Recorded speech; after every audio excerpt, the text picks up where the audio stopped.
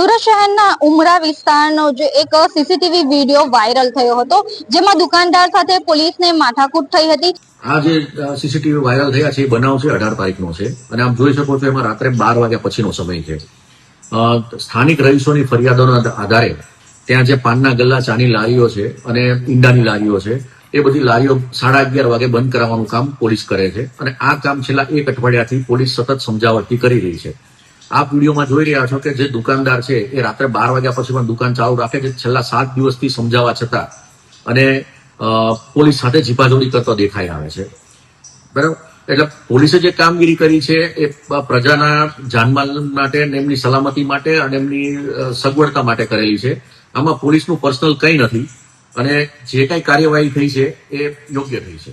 Sir, તપાસ કઈ રીતે થશે? પોલીસ ગેરવર્તન કરતી દેખાય છે. અમે એ બાબતે સીસીટીવી ફૂટેજ આખા ડીવીઆર મેળવી અને ચેક કરીશું અને એમાં પ્રાથમિક દ્રષ્ટિએ જ સીસીટીવીમાં દેખાય છે કે પોલીસ પહેલા રિક્વેસ્ટ કરે છે અને જો કઈ એમાં પોલીસની આવશે તો એમાં યોગ્ય કાર્યવાહી કરીશું.